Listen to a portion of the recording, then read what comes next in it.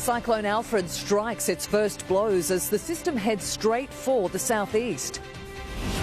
Tonight, the very latest tracking and suburbs now at risk of storm surge and major flooding. The full list of closures from schools, airports, supermarkets, even major bridges.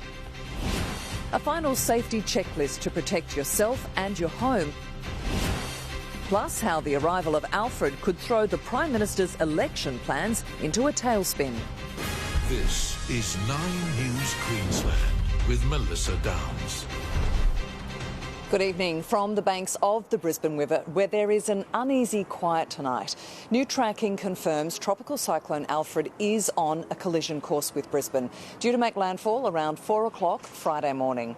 The time to prepare is almost over. Schools have been ordered to close, some airports too, with tens of thousands of homes facing potential flooding in a worst-case scenario. What's more, there is concern tonight the system may intensify into a powerful Category 3 storm. We have reporters stationed right across the southeast with up-to-the-minute information. Josh Bavis begins our special coverage. Beautiful one day,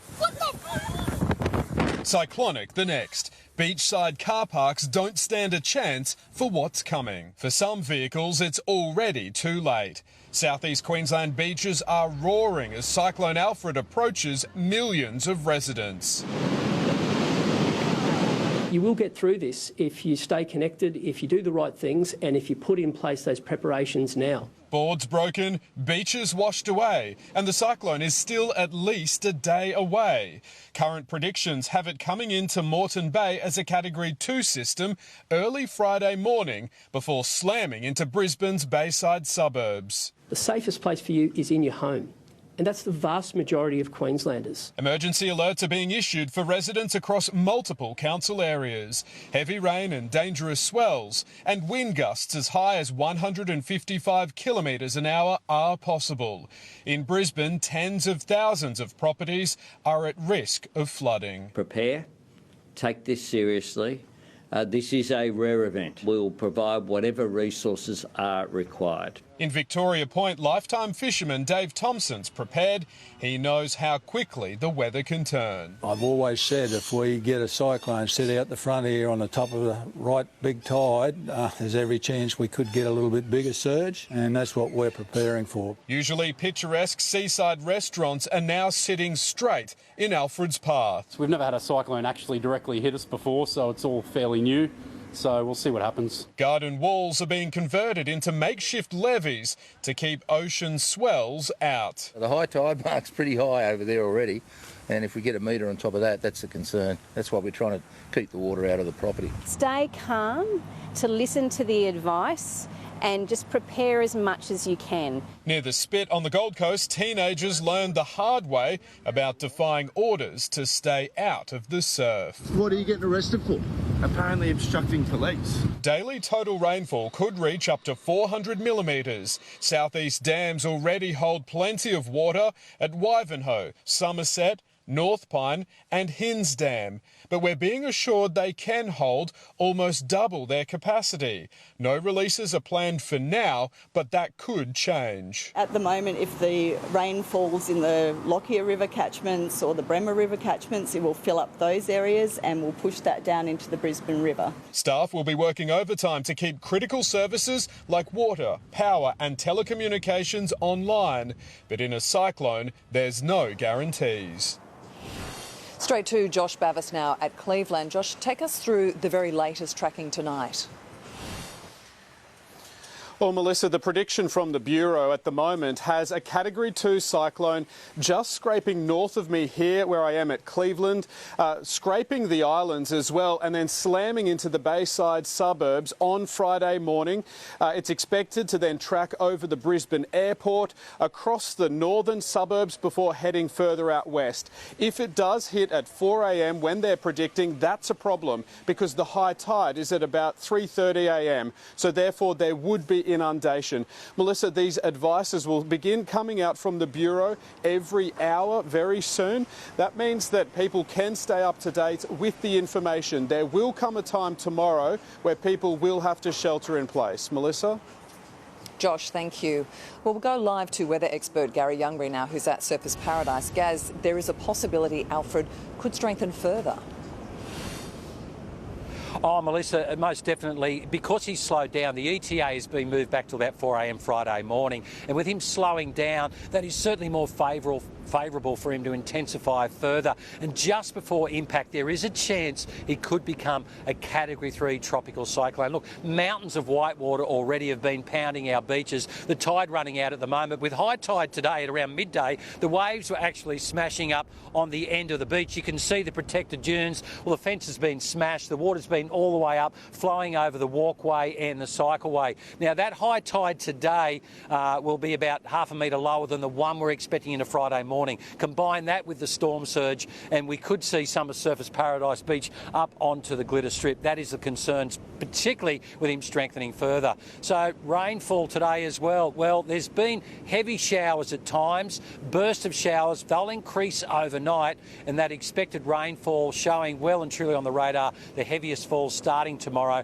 Friday, Saturday and even into Sunday. Some incredible totals heading our way. The wind's still hanging off at the moment, but we're expecting to really kick in overnight. More on your local forecast and temperatures, what we had today, coming up a little later. Melissa.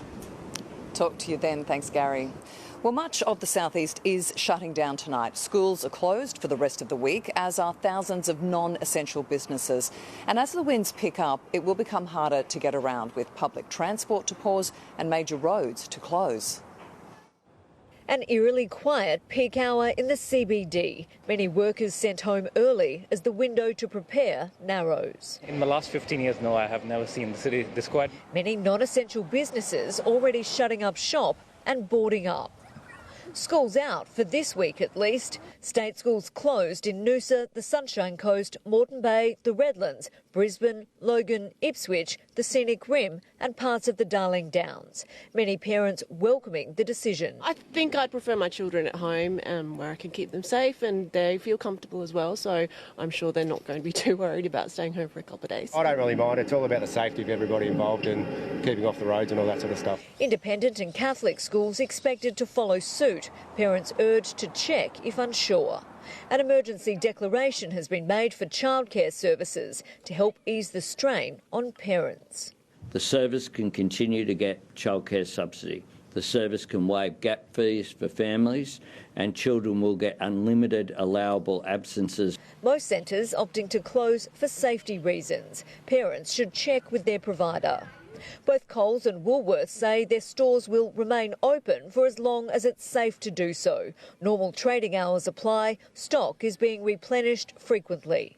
As the weather intensifies, getting around is going to get harder. Queenslanders need to be prepared for major roads and bridges to be closed. The Gateway Bridge will close once winds reach 90 kilometres an hour. Drivers strongly urged to avoid the Walter Taylor, Go-Between and Story bridges too, while pedestrians should keep off the Kangaroo Point, Indooroopilly and Breakfast Creek Green bridges once the strongest winds set in. I don't want to see one single person electrocuted. I don't want to see one single person impacted by flying debris. And the best way we can make that happen is for everyone to stay at home for the next 2 days at the very least. A red alert has been issued. All waterways between Double Island Point and Point Danger are now closed. All vessels must now be stationary, in port or in berth until further notice. Elective surgeries have been cancelled for tomorrow and Friday at public hospitals, but emergency departments will remain open. Ebony Cavallaro, 9 News. And the southeast continues to grind to a standstill tonight, with public transport the next to shut down. Straight to Ebony in Brisbane City. Ebony, when will those services stop? Well, as you can see, Melissa, buses are still operating here in the CBD. They will continue to do so until the last service tonight. That is the same also for trains. They will continue to operate as normal until the last service tonight. TransLink does warn, though, if the weather does deteriorate, they may need to suspend services before that moment. Now, At this stage, it does look unlikely. However, I have noticed just in the last hour there have been some bus delays on the TransLink website. There have also been some issues on the Beenleigh line. We understand that that is due to a signalling fault and therefore is not weather related. But I guess the message there for people who are relying on public transport tonight is just make sure you're checking the very latest information before relying on that service. Thanks, Ebony. Well, before Alfred reaches the mainland, it will collide with our islands, including North Stradbroke Island. Claire Todd-Hunter is at Point Lookout tonight. How are locals preparing there? Well, Melissa, this island is going to be one of the first areas to feel the full impact of Cyclone Alfred as it makes its way into the Queensland coast. The latest modelling from the Bureau of Meteorology showing that the eye of the storm will pass through exactly where I'm standing as it makes its way through. We have been feeling the impacts already this afternoon, though. The winds increasingly intensifying minute by minute. We've been having some heavy rains as well, pelting down, coming in sideways, though that has seemed to have eased off at least a little bit for now. But as you can see behind me too, the South Gorge is looking more like a washing machine tonight. We did hear from the Premier, David Crisafulli, earlier today, saying 68 people had already been evacuated from Stradbroke Island. We spoke to a lot of the locals about how they are preparing to weather this storm. This isn't Lance Magnuson's first time riding out a cyclone on Stradbroke Island. When I went through the first cyclone in 71. And the threat of Category 2 Alfred still isn't enough to sit this one out. So you haven't considered evacuating at all or heading back to the mainland? Oh, no way. No, you can't leave a boat like this alone. You know, you've got to be here just in case something happens. How are you guys getting back? His houseboat brought in from its mooring, anchored and secured to mangroves at 5 points at Dunwich. So far it's working. We don't know what's going to happen, but I think it'll be quite safe here. Over at Amity Point, Greg Litherland is doing all he can to protect his family home of 8 decades after years of coastal erosion left it exposed. And this is the first time that we've been threatened as much as what it is now. And you're working with nature and you can't beat nature. Down the road, much the same story at Alan Chaplin's place. A lot of the local people just brought in their tree waste and bits of concrete and better blocks. His solution, a protective wall of debris, hand-built at the edge of his property. It has helped it. The waves come up and hit it and just roll back down. And you feel like it'll offer protection throughout this system that's coming? Oh, I'm hoping I do. I'm not going to hold my breath, but I've got my fingers crossed. His next-door neighbours packing up and heading for the mainland. Have you been door-knocked at all here or told to evacuate? No, a couple of police come around yesterday. I got nowhere else to go. Many more choosing to stay. We really feel we're quite safe here. Yeah, so we've just put everything away that could possibly fly. While at Point Lookout, even as conditions deteriorate, more excitement than fear from some. Barrels will be coming in soon, so should be fun. I think what these boys are really looking forward to is the grass hill over there when it starts raining. Yep. Get the boogie boards out. Claire Todd-Hunter, 9 News. When the cyclone hits, some parts of the southeast will face more damaging winds and a higher potential for storm surge than others. Tim Avier joins us from the studio to explain. You'll often hear that cyclones have a so-called dirty side where the potential for damage is higher, and here in Queensland that's almost always on the southern side of the system. It's all to do with the cyclone's forward momentum combining with the direction of the winds. It means that those on the southern side can experience winds of up to 50% stronger than those on the north, where the winds are blowing in the opposite direction to the cyclone's forward track.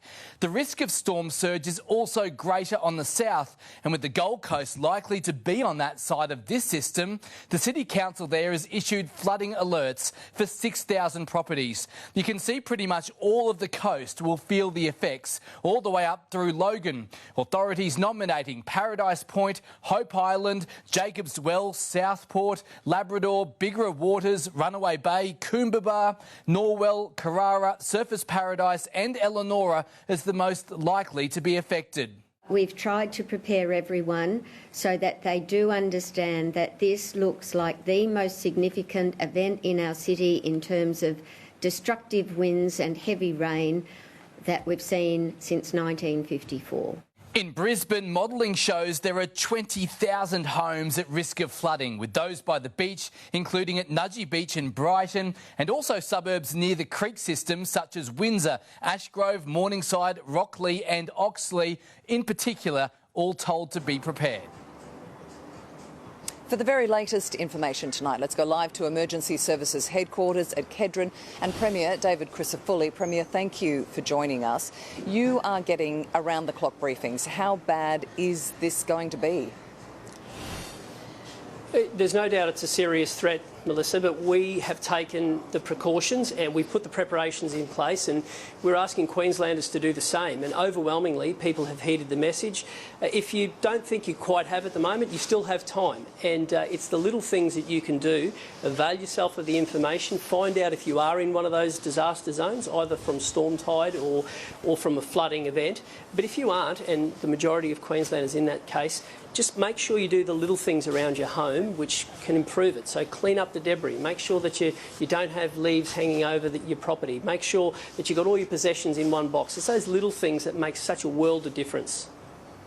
If you have one message to Queenslanders tonight, what is it? That this is a real threat, but you will get through it.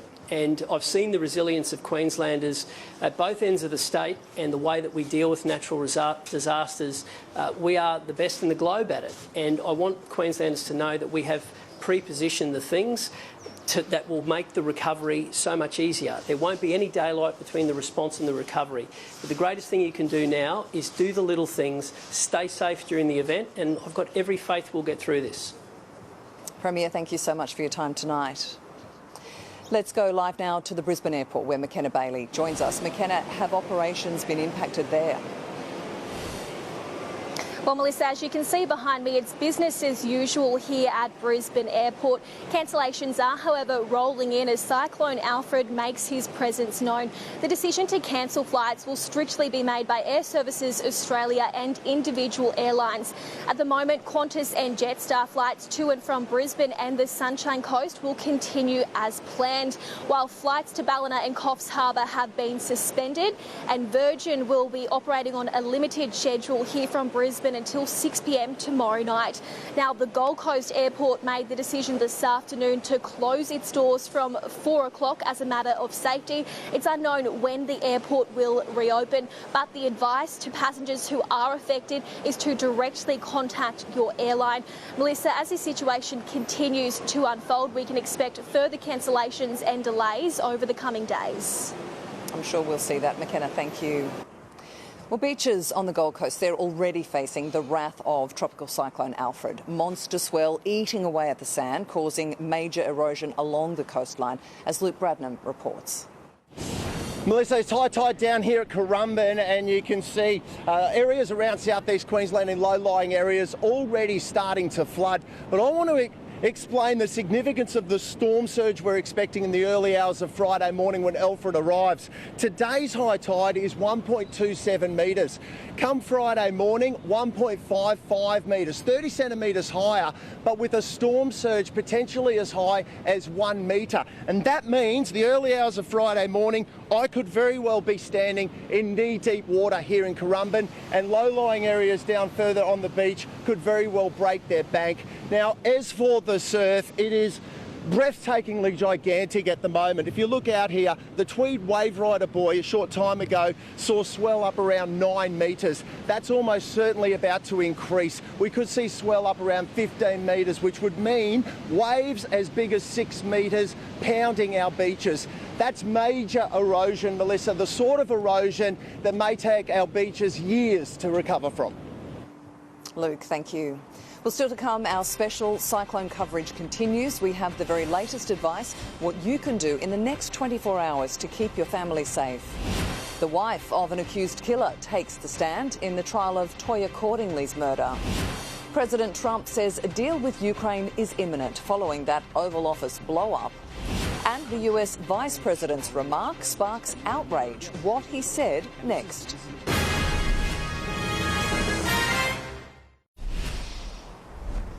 The The wife of Rajvinder Singh has taken to the witness stand in his trial today, seeing him for the first time since he left their North Queensland home in 2018. The jury hearing, he'd asked his wife for a divorce earlier that year, and after he left, never tried to contact her or their 3 children. With the father of her 3 children sitting in the dock, Sukhdeep Kaur took the witness stand today in the trial of Rajvinder Singh, seeing her husband for the first time since he left their family home in October 2018, answering questions in Punjabi, the court hearing her responses through an interpreter. The jury told Singh did not tell his wife where he was going when he left the day after Toya went missing, but that he would be back the following day. Sukhdeep said she was worried when he didn't turn up after 2 days and reported him missing to police. Crown Prosecutor Nathan Crane asking her, has Rajvinder ever tried to contact you? Kaur answering, no. Did he ever try to contact your 3 children? No. During a cross-examination by the defence, Sukhdeep Kaur told the jury Rajvinder Singh had moved out of the family home for a period of time earlier in 2018. The jury also hearing he asked her for a divorce and eventually agreed to come home. Sukhdeep breaking down in the courtroom shortly after this exchange. Also on the stand today, Leslie Harris, head of nursing when Rajvinder worked at Innisfail Hospital, telling the court he failed to show for shifts, and around a week after Singh left, she received a voice message from him. In her transcription of that message, Rajvinder says, "There is no way I'm coming back to my family or Innisfail or work in the near future." He has been charged with the murder of Toya Cordingley on Youngberry Beach in 2018 and has pleaded not guilty. The trial continues. Lily Greer, 9 News.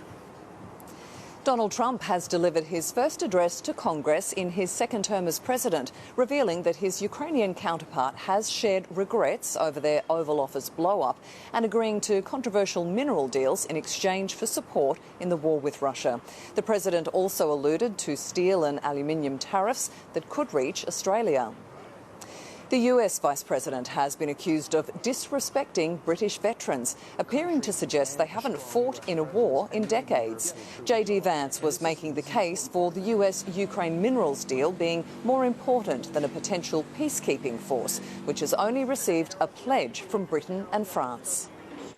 That is a way better security guarantee than 20,000 troops from some random country that hasn't fought a war in 30 or 40 years. Critics say Vance was erasing from history the hundreds of British troops who died in Iraq and Afghanistan.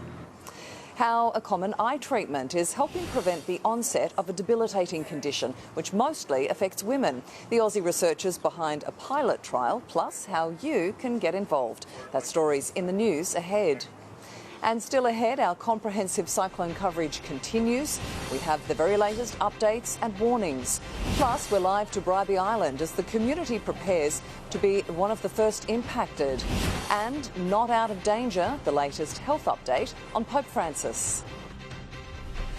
9 News, brought to you by CommBank Safe, helping protect Aussies from scams and fraud.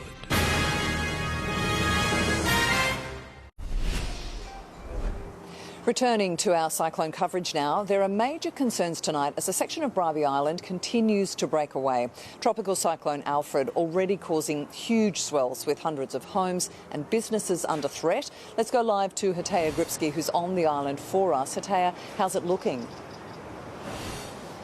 It really is starting to feel as though Tropical Cyclone Alfred is almost here, Melissa. Just this afternoon, we've started to really feel those winds pick up here, and the rain has been on and off as well. The beach itself tonight is looking relatively calm, but looks can be deceiving. Earlier today, we did see those council bulldozers actually pushing as much sand as they possibly could back toward the dunes to try and protect this area as much as possible. We do know a little bit further north, that massive swell is continuing to eat away at that section of Bribie Island, threatening those Caloundra suburbs there. The residents here, though, they're wrapping their arms around each other. We visited a sandbagging station earlier today and found dozens of volunteers spending their entire day just helping fill those sandbags for the vulnerable members of their community. And when we spoke to those people, they did admit to us many are actually feeling a little bit nervous as to what's to come. Many would have never experienced a cyclone before, and we do know that these communities, they will be some of the very first to feel that full force of Tropical Cyclone Alfred come tomorrow. There's a lot of old people here and like retirement people that can't really get the sandbags, so it's important that they get that so they're okay. It's all about the community. We've got to help each other in these tough times. We do all we possibly can, and after that we can't do any more. Melissa, we have heard the importance of having information on hand and being as prepared as possible for what's to come from authorities. He's hoping this community is ready. They do have strength in numbers there, don't they, Hatea? Thank you. Well, now let's go live to Anna Rawlings, who's at emergency headquarters. Anna, what's the latest cyclone advice? Well, Melissa, as of right now, there are 5 current emergency alerts in place for parts of Brisbane and on the Gold Coast. And as we know, residents in those highest risk areas, they have been told to relocate to friends and family. But tonight I can tell you that preparations are underway to open a cyclone refuge station at the RNA Showgrounds at 7 a.m. tomorrow. Now, there will be a window of time until 12 p.m. for residents who need to access that shelter, after which point it will be locked down. Now, they are being told to bring their own non-perishable food and water. This is being described as a last resort option to shelter people who have nowhere to go as the worst of Tropical Cyclone Alfred passes over. This will be available for people who have no other options. It will be a very basic facility. This is not a facility with beds. It's not designed for the long term. Now, in the longer term, evacuation centres, Melissa, will open depending on the extent of flooding. Anna, thank you for that update. Pope Francis remains in a stable condition as his battle with pneumonia continues. The pontiff, who has been hospitalised for more than 2 weeks, had no further episodes of respiratory failure overnight, with his breathing still aided. The Vatican says he is still not out of danger. Coming up, our special cyclone coverage continues. As Alfred closes in on Queensland, the Category 2 storm whipping up winds and waves along our coastline. Predictions the PM could call the election this weekend, potentially thrown into a Mother Nature tailspin. How a common eye drug is being used to stop a debilitating condition. And the stock market rattled by tariff threats from the US.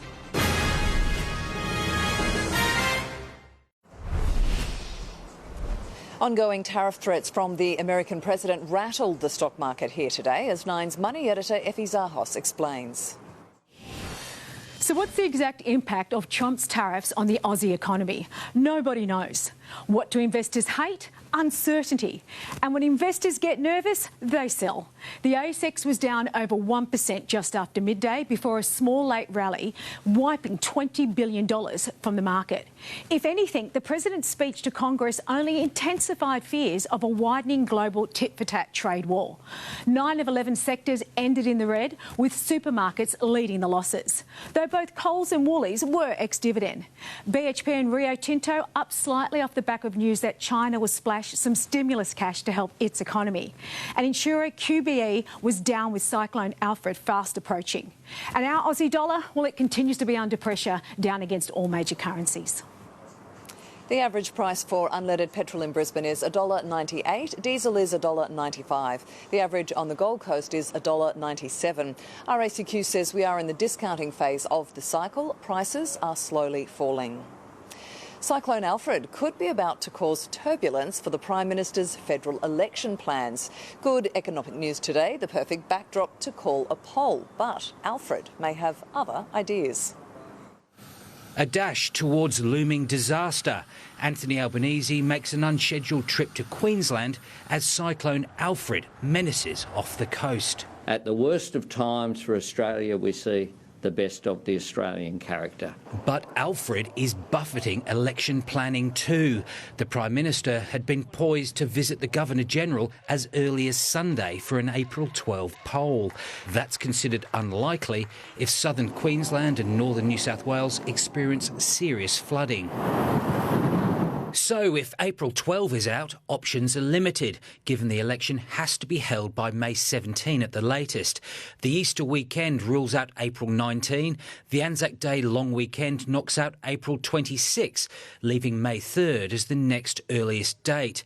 That would have to be called by March 31st, which means the government would have to hold a budget on March 25 as scheduled. But the government would like to be talking about the first signs of an economic recovery under construction. Inflation coming down, unemployment at pretty low levels, we've got wages going up and we're seeing interest rates coming down. Good reasons to be more confident about 2025. The economy growing by 0.6% in the 3 months to December, the best result in 2 years. On a per capita basis, a handy measure of household pain, we're back in the positive. The per capita recession ending after 7 consecutive quarters. The Australian economy has turned a corner, that is very clear. This is not a strong economy. This is not an economy which will lead to prosperity. In ordinary circumstances, the turnaround in economic conditions would be the perfect springboard for the PM to call the election. Cyclone Alfred has put that calculation in doubt. Andrew Probyn, 9 News. Secrecy tactics, the Broncos' big change under Michael Maguire. Cyclone Alfred grounds a number of Dolphins who won't fly south to help save round 1. And our cyclone coverage continues. Everything you should be doing in the next 24 hours to keep your family safe. And Alfred is now only some 290 kilometres east-north-east of the Gold Coast as he continues to intensify. Wind speeds today up to about 70 kilometres per hour, but we will see storm force winds developing throughout tomorrow afternoon. Your forecast not far away.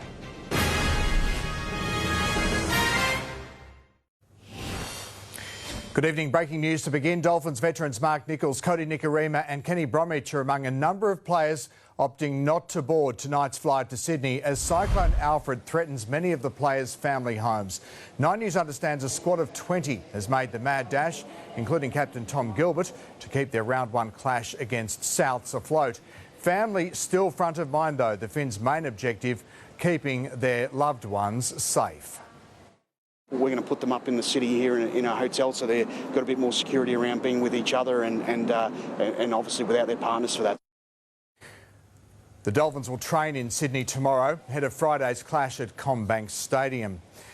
Escaping Brisbane, the Broncos are doing all they can to avoid the spotlight ahead of tomorrow's season opener against the Roosters. New coach Michael Maguire with the last laugh, refusing media access into the captain's run in Sydney, attempting to shield his squad from already sky-high expectations of returning to the finals in 2025.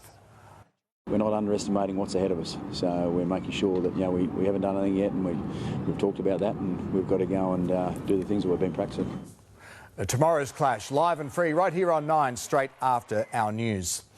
A Cowboys premiership winner Jason Taumalolo concedes this could be his last season in the NRL. The physicality of his wrecking ball role has taken a toll, but he's been given an added incentive to fire in 2025.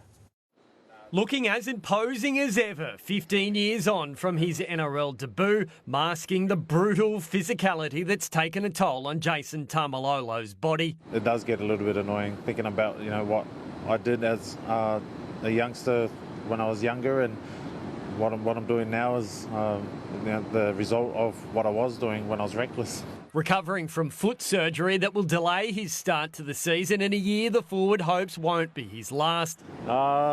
Fingers crossed. At this stage, I can still see myself, but a lot can happen between now and then, and it's not getting easier too. So, heart's still in the right place. I still love the game. I still want to play and compete. So that's all that matters at the moment. The only Queensland team to qualify for the 2024 final series, a horror start against Cronulla cost the Cowboys a spot in the grand final qualifier, a loss that still burns deep. We watched the review for that just after Christmas. Gave ourselves a pretty harsh reality check in the way we performed, and I think that's given us a bit of fuel to go into this season, and hopefully not let that happen again. The past inspiring the future in other ways, with North Queensland to wear specially designed 30th anniversary jerseys this season. Starting at 1995 to where we are now, it's been a huge step, and I think it only adds to what we do this season. Hopefully we go all the way. That's the plan every time. Adam Jackson, 9 News. The Reds are tonight well out of harm's way in Christchurch, where they'll be missing nearly 200 games of Super Rugby experience in the back line against the Crusaders.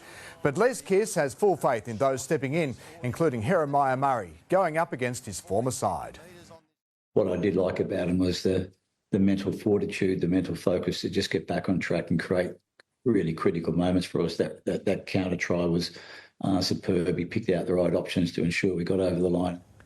Australian Sevens skipper Bella Nasser making her Queensland debut in the side's Super W opener. The Reds leaving Ballymore for Fiji 2 days ahead of schedule to avoid Cyclone Alfred. Steve Smith has announced his retirement from one-day international cricket following his side's defeat to India in the Champions Trophy semi-final. The skipper was Australia's top scorer with 73 in the 4-wicket defeat in Dubai. Smith made his 50-over debut in 2010 as a leg-spinning all-rounder before going on to play 170 matches for his country, winning 2 World Cups and notching 12 centuries. The 35-year-old's certain he leaves the squad in strong shape. They're going to be better for the exposure to a big event and playing against world-class players like the ones we came up against today and throughout the tournament, so plenty of positives to take from it. Smith will still be available for T20 internationals and tests. That is our night in sport. Let's return now to Melissa with more news. Jono, thank you. As Tropical Cyclone Alfred closes in on the southeast coastline, there is still time to make preparations. Jacob Chico has your final safety checklist to protect yourself, your family and your home. A last-minute effort to fill bags and protect homes. Alert, but not alarmed. At Brisbane's Toowong facility, people swarmed. Hold your horses, people! In a race against time to get in and get out.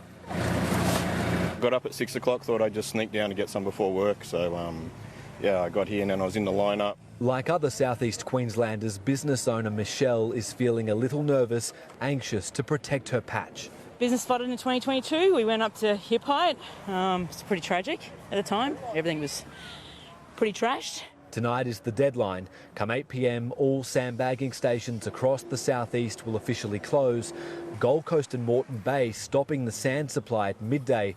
Redland City Council allowing residents to fill up until 8, only if it's safe for staff. And with Alfred closing in, it's time to consider what else you can do around your home with the time left. Move your car to higher ground in flood-prone areas, ideally away from trees and power lines. Don't tape an X over your windows, as it can create dangerous shards of glass if the window breaks. Instead, consider taping plastic sheeting over the inside frame of windows that might not be watertight. A torch and power bank for your phone will be key if and when power goes out. A portable battery-operated AM/FM radio to keep up to date with the latest warnings and alerts. If they're not sold out, a gas bottle will be great for your barbie, a portable cooker too. Filling up the bathtub to help flush toilets and allow for some extra drinking water, a good idea as well. Jacob Chico, 9 News. In just 3 minutes, the common eye drug being used to treat a debilitating condition. Everything you need to know about the pilot trial, including how you can get involved. That story is just moments away. Right now, Garry's back for a quick check of the weather. Gaz, how much rain have we had today?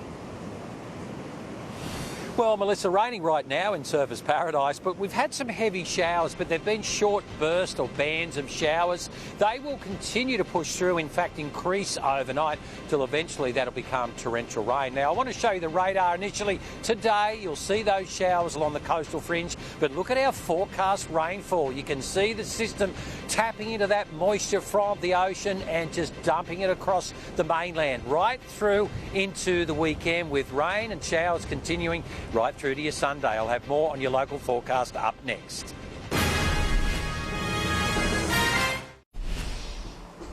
For the first time, experts are trialling a commonly used eye injection to prevent the onset of frozen shoulder. Doctors are seeing more cases of the debilitating condition, which mostly affects women. Catherine Crouch can't raise her arm any higher than this. The pain starts to kick in down here. She can barely move it backwards, making simple tasks like dressing impossible. About a week and a half ago, it became what I would describe as excruciating pain. And I thought, oh no, here we go again. Another bout of frozen shoulder, this time on her right side. When you examine them, you feel like they've got end-stage arthritis. They should have no joint lining. It should be completely bone to bone. But it's not. The x-rays are completely normal. For most patients, frozen shoulder or adhesive capsulitis can last 2 years. Starting with the freezing stage, stiffness and pain, corticosteroid injections offer some relief. In the frozen stage, pain eases, but there's little movement. Only when it finally thaws, physiotherapy can help. There's nothing at the moment that changes the natural history of this condition. So they're now looking at the source of the pain, and what they do know is that new blood vessels and nerve endings grow in and around the shoulder capsule during the freezing phase. So targeting these could be the answer. It's almost like a tumour or end-stage diabetic disease in some organs. And we don't understand why that happens. Blocking that action by repurposing an existing drug is the focus of this pilot trial. It's a treatment that's done in the eye for millions of injections around the world every day, and it's safe in the eye. The trial comes at a time when doctors are seeing a rise in the number of cases fuelled by diabetes. Women with an underactive thyroid or ischemic heart disease are also most at risk. Diabetes is having a great influence, and we're seeing a lot of young people turning up in our clinics with this condition. For trial details, contact orthopaedics at mqhealth.org.au. Gabriella Rogers, 9 News. Garry Youngberry's back now with our full weather forecast. Gaz, spectators, they should steer clear of the coast tomorrow. Oh, absolutely, Melissa. Look, it's been quite a spectacle over the past 24 hours with these big waves pounding our coastline. I know the seaway, the spit is closed. It is totally off limits. And even earlier today, there was an incident down around Currumbin.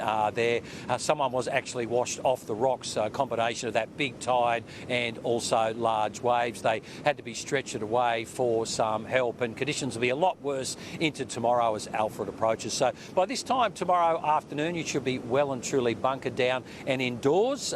You can watch it all unfold on 9. We'll bring you the best and safest pictures as this historical weather event is unfolding right through into your weekend as well. Now today, what happened today weather-wise? Well, let's have a look at temperatures across the southeast. Look, it was still quite warm today despite those gusty winds, up around 70 kilometres per hour, but set to get a lot stronger into tomorrow. Daytime temperatures look high 20s around the coast, low 30s inland. Brisbane hit 29, Ipswich, Archerfield and Caboolture 30, Oakey in the Sunshine Coast 31 and Gatton the top still 32 degrees. Won't be as warm tomorrow. The weather map, destructive winds, torrential rain, huge waves will pound the southeast Queensland coast and northeast New South Wales as Alfred continues its approach. For the capitals tomorrow, sunny and 38 degrees Perth, some cloud about Adelaide, Melbourne and Hobart, a shower or two in Sydney and Darwin, fine in Alice Springs and 39 degrees. So Queensland, sunny and warm for the north, low 30s, Cairns, Townsville, Mackay, hot through the Capricornia, the chance of a late shower around Rocky, but 37 degrees for Rocky. Windy through the Wide Bay and Burnett with a few showers possible. It'll be hot inland. We're looking at 42 in Mount Isa, 38 in Longreach, the chance of a late shower in Roma. So southeast Queensland, the countdown's on. Destructive winds possibly exceeding 130 kilometres per hour, depending on the movement of Alfred. Heavy rain, chance of thunderstorms, overnight temperatures between 20 and 23. Daytime highs look mid to high 20s. Moreton Bay, storm force wind 50 knots plus, seas over 6 metres and the swell over 6 metres. Brisbane, destructive winds, torrential rain, a high of 29 degrees. Your outlook Friday, destructive wind gusts, torrential rain continuing. Saturday, winds starting to ease, heavy rain and possible thunderstorms. Sunday, widespread widespread showers and still showers into Monday, Tuesday. Ipswich, torrential rain, destructive winds Friday, very heavy rain continuing Saturday, but winds easing. Widespread showers on Sunday with a few showers Monday, Tuesday. Here on the Goldie, Friday, destructive winds, torrential rain, thunderstorms. Heavy rain Saturday with possible thunderstorms. Rain Sunday, easing to showers with scattered showers Monday, Tuesday. Sunshine Coast, damaging winds, very heavy rain for Friday. Heavy falls continuing into Saturday with possible thunderstorms. Further showers Sunday and still some wet weather into next week. We are counting down less than 30 hours away from the impact of Alfred. Melissa. Garry, thank you for that. And that is 9 News Queensland for this evening. A Current Affair is next, and 9 will bring you every breaking development on Cyclone Alfred, starting with a special edition of Today with Carl and Sarah live in the southeast from 4 a.m. tomorrow. Thank you for your company from all of us. Please take care.